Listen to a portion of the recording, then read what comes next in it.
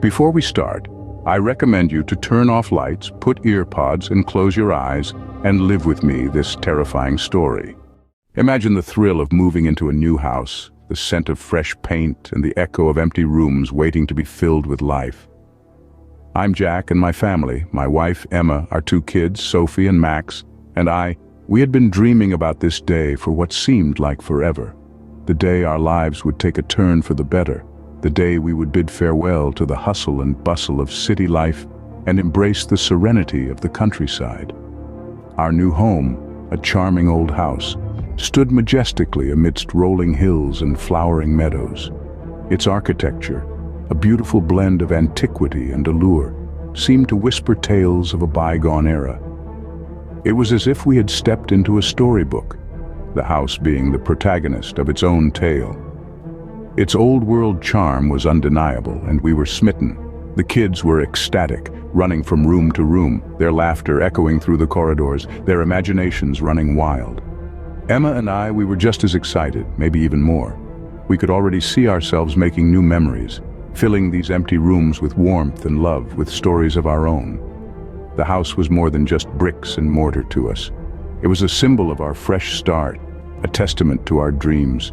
We looked forward to our quiet, peaceful mornings, to the kids playing in the garden, to the cozy family dinners, to the starry nights. It was the promise of a simpler, happier life, a life we had always wanted. But as we were busy cherishing our joy, basking in the glow of our new adventure, we were oblivious to the fact that the house was not just an ordinary house. It had a life of its own, a past of its own. It had seen things, heard things, things that we were yet to discover. Little did we know this house was holding its breath, hiding a secret that would soon chill our bones. It wasn't long before the silence of our new home was broken by whispers, faint at first, like a breeze rustling through the leaves. But as the days turned into weeks, these whispers became more audible, more persistent. It was as if the walls of this charming old house were alive, whispering secrets into our ears. At first we dismissed these whispers as the house settling, the creaking of old timber, the sighing of the wind through the gaps. Or perhaps it was our minds playing tricks on us, the echo of our own voices bouncing off the old stone walls. But the whispers didn't cease. They grew louder, more distinct. It was as if they were trying to communicate something urgent, something important. Yet, their words were just beyond our grasp, like a dream that slips away as you reach out to touch it. We tried to ignore it, to convince ourselves it was nothing more than the natural sounds of an old house. But a sense of unease started to creep into our hearts. The laughter and joy that once echoed through the halls were replaced by a silent apprehension. We found ourselves whispering, lowering our voices as if afraid to disrupt the whispers that filled the air. Yet we still tried to rationalize it. After all, we were rational people. We couldn't let our imaginations run wild. We told ourselves it was the wind, the house settling, anything but the truth. But the whispers persisted. They followed us through the halls, echoed in our dreams, filled the silence of our nights. The house was no longer just a house. It was a living, breathing entity whispering its secrets to us. And so we began to listen. Not out of curiosity, but out of a need to understand, to decipher the language of the house, the murmurs that seemed to seep out from its very core. The house was speaking to us in a language we were yet to understand. The whispers led us on a journey into the past of our charming old house. As we delved deeper into the house's history, we found ourselves wading through a sea of stories. Stories of those who had lived within these walls before us.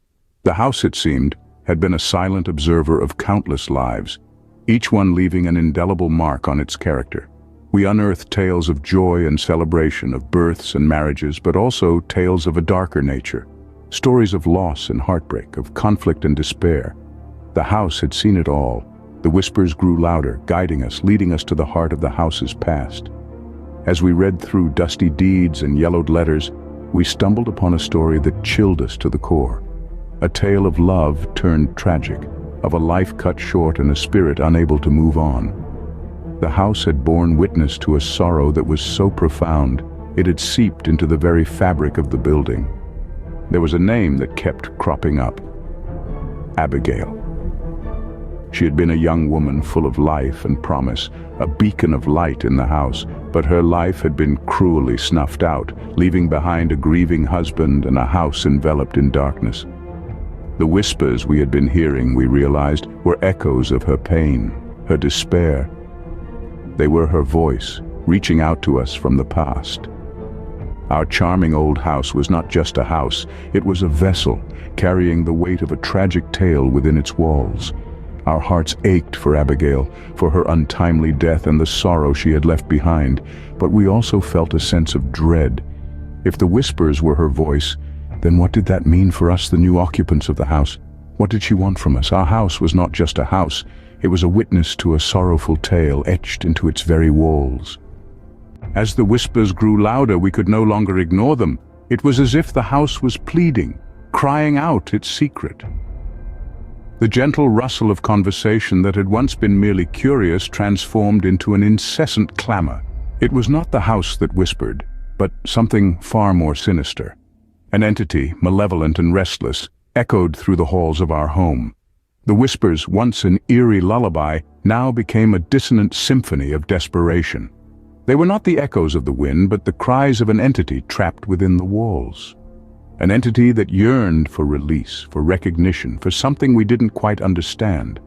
The whispers were its voice, its language, its plea to the world it could no longer touch. The whispers grew more menacing, more demanding. They were no longer whispers, but screams. Screams that echoed in our ears, in our dreams, in our waking moments. The entity was no longer content to be a silent observer. It wanted to be heard, to be seen, to be known. It was desperate, angry, and it was demanding our attention. We were terrified of the entity, of the whispers, of the secret the house held. Yet amidst the fear, there was a resolve to confront this entity, to understand it, to free ourselves. We were not just the inhabitants of this old house, we were its caretakers, its guardians, and it was our duty to face the darkness that lurked within our home. The whispers became our guide, leading us deeper into the heart of the house, into the heart of the secret. Each whisper, each echo, each scream was a piece of a puzzle, a clue to the entity's story. A story of pain, of loneliness, of desperation. Fear clenched our hearts, but we knew we had to face the darkness that lurked within our home. We had to confront the entity, to understand its pain, to understand its story. For it was not just the house's secret, but ours as well. In the heart of the house, under the pale moonlight, we gathered. The whispers guided us, their tone now a deafening roar. Our hearts pounded like drums in our chests. This was it, the moment we had been dreading since we first heard the chilling whispers. The moment we would confront the entity that had turned our dream home into a living nightmare. The air grew thick, the temperature dropping as if winter had suddenly come to claim us. The whispers swirled around us, an invisible tempest of voices from a past we could never understand. The entity was near. We could feel its presence, a cold and malevolent force that seemed to seep into our very bones. Fear gripped us, a tangible entity in itself, clawing at our courage, attempting to rip it away. But we stood firm. This was our home. We would not be driven away by a ghost from a forgotten past. The whispers grew louder, the entity's anger palpable in the icy gusts that swept through the room. It was as if the very walls of our home were crying out in terror. Yet we faced it. We challenged the entity, our voices shaking but strong. Our confrontation was as terrifying as it was intense. The air seemed to crackle with energy, a storm brewing within our very home. But we stood our ground, our resolve unbroken. The entity retaliated, the whispers turning into a terrifying cacophony. The sound was deafening, a symphony of fear and anger that threatened to consume us. But we fought back. The courage in our hearts, a beacon against the darkness that threatened to engulf us. Slowly, the entity retreated, the whispers fading away. A sigh seemed to echo through the house, a sigh of relief, of release. We had faced the entity haunting our home, and we had survived. We had freed our house from its chilling grip. Our new beginning had turned into a chilling tale, a tale of the House of Whispers,